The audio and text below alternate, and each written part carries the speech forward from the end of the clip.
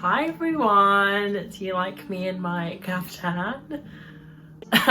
But in today's video I'm going to be doing a video basically on how to be a hot trans girl. Again, credit due to the wonderful Madison Brown. She made a video on basically how to be a hot girl. I haven't watched it. Like, the videos that I get inspired by, I tend to just watch snippets or not watch it at all and just look at the title and just apply it to me and myself and my life. So this is what I'm going to do today. How to be a hot trans girl, you ask? I personally believe, literally, time and time again, it's how you feel on the inside. People can tell if you're feeling anxious, worried, even if it's not to do with your looks. People just can get that energy and that vibe and read that kind of aura from you, that you're not so sure of yourself, you're not certain, you're not confident. And confidence comes from within. People can fake it till they make it, i.e. wearing something that makes them look and feel confident without actually truly feeling confident on the inside.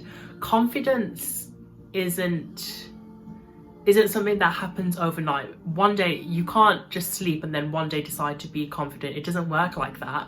It just takes time, and it's okay, because life, there's no rush, there's no race, there's no nothing. You take it in small steps, baby steps, and basically the overall message is of how you feel on the inside will basically exude on the outside. However you're feeling on that particular day. People have off days, but hotness, quote unquote hotness, is just seeing someone walk with such power, stride, being so assured, being so happy. Like, you can look quote unquote beautiful, but if you're not happy, if you give off a bad vibe, a bad aura, then that's not attractive. That's not hot to me. Somebody can find me not typically their cup of tea, but once they get to know me, that's all that matters, because they suddenly find me so attractive. And typically speaking, they would never necessarily, not never, but not necessarily go for someone that looks like me. So that's a double entendre in itself, because they might not necessarily go for someone that looks like me, and on top of that, not someone that is transgender. So it's all about you and how you work it, in a sense. So steps to being confident in your looks, because we do live in a world where they care about your looks, they care about this and that, and it's so image based. We're very conscious on the way we present ourselves, and there's nothing wrong with that, so long as you're doing it because that's what makes you happy and that's what sparks you joy. If you're doing this for somebody else, then you should really get your priorities in check and never do anything that somebody else expects of you. Do it because it truly makes you happy, and it's you and your authentic self. Again, hotness as well.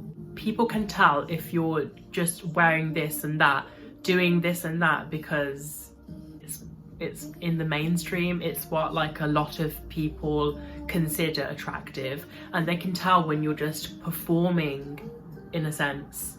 You're performing your life away. You're acting each and every day by wearing this, putting this makeup on, styling your hair in a certain way. Again, going back to, it's not your authentic self. If it truly makes you happy and it truly sparks joy for you, then that's what is going to be like a hot trans girl, a hot person, a hot human being. So a lot of self-work, inner happiness, inner joy is what to me is attractive, to me is hot. So yeah, and quick tips on finding what can make you hot, for lack of a better word. I would suggest knowing what works for you. If you see everybody, you can watch tutorials on YouTube, but not everybody's face looks the same, not everybody's body is the same, hair, whatever.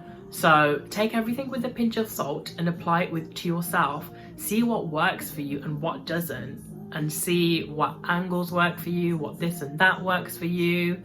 If you're strictly basing this video just on visuals, which in today's society we do, based on visuals, find what works for you, what kind of hair works for you, like clothes, this and that, and see if it really actually does make you feel happy and confident. And don't do it because somebody else, you're thinking in your head, okay, this person's gonna find me attractive, yes, I'm going to do it, I'm going to do it for that reason. Do it because it aligns with you, and that outer image is what resonates with you within. So yeah, that to me encompasses a hot human being.